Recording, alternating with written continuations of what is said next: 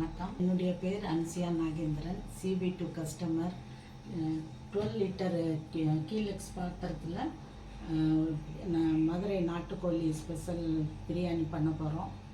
அதுக்கு தேவையான பொருட்கள் 1 கிலோ ரைஸுக்கு 5 பெரிய வெங்காயம், 2 தக்காளி,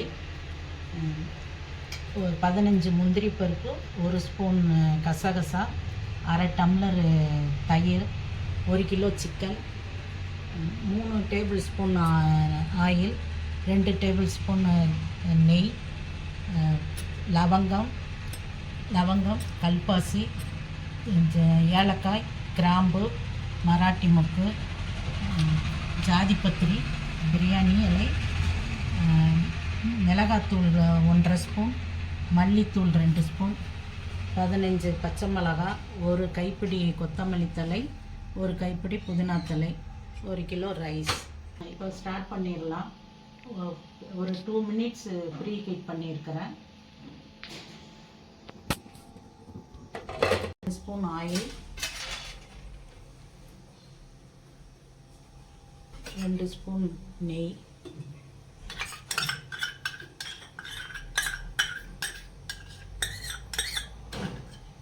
இப்போ தாளிக்கிறதுக்கு பட்டை, மராட்டி மொக்கு,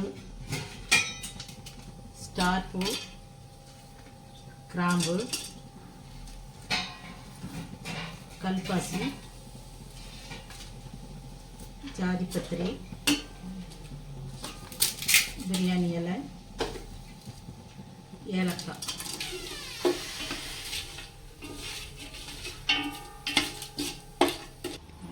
அடுத்து வெங்காயம்,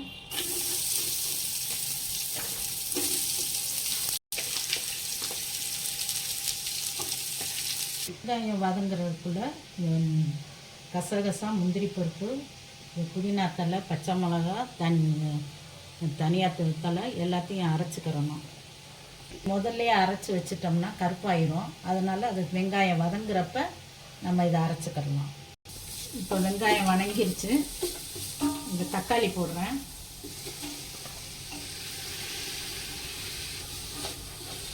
தக்காளி வதங்கிருச்சு. இஞ்சி பூண்டு பேஸ்ட் போடுறேன். இப்போ அரைச்சி எடுத்த பேஸ்ட்டை போட போகிறோம்.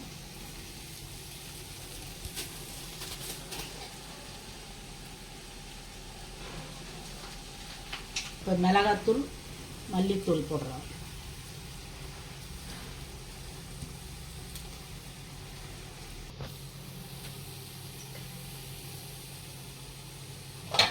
இப்போ சிக்கன் போடுறேன்.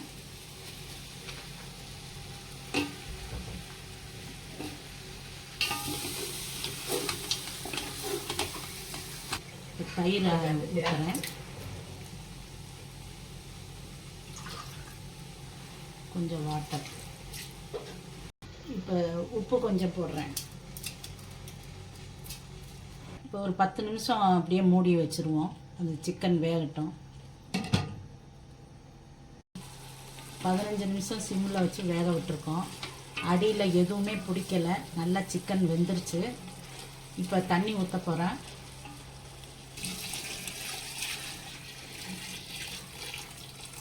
ஒரு டம்ளருக்கு 2 டம்ளர் தண்ணி அளந்து இதில் ஊற்றிருக்கிறேன். இப்போ உப்பு போடுறேன். இப்போ சிக்கன் நல்லா வெந்துருச்சு. நார்மலாக குக்கரில் வைக்கிறதுக்கு எப்படியும் 15-20 விசில் வைப்போம். இது 15 நிமிஷத்துலேயே நல்லா வெந்துருச்சு. இப்போ தண்ணியும் கொதிக்குது. அரிசியை போட போகிறேன்.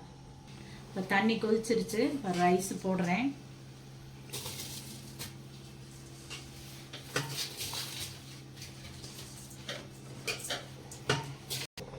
இப்போ புதினா தழை, கொத்தமல்லி தழை போடுறேன். நார்மலாக நம்ம பண்ணுற பாத்திரத்தில் அடியில் தம் போடுவோம். தோசைக்கல் வச்சு தம் போடுவோம். மேலேயும் தம் போடுவோம். இது அந்த இதெல்லாம் இல்லாமல் நல்லா நார்மலாக இதே பாத்திரத்தில் அப்படியே வச்சிடலாம். சூப்பராக இருக்கும். ஸ்டேஜில் சிம்மில் வச்சு ஒரு 15 நிமிஷம் அப்படியே மூடி வச்சுருங்க. 15 நிமிஷத்தில் பிரியாணி ரெடி ஆயிடுச்சு. இந்த சூடு வந்து ஒரு மணி நேரத்துக்கு அப்படியே அந்த ஹீட் அப்படியே இருக்கும். இதை எடுத்து வேறு பக்கம் வச்சுருங்க. சூப்பரான நாட்டுக்கோழி, மதுரை நாட்டுக்கோழி பிரியாணி ரெடி ஆயிடுச்சு.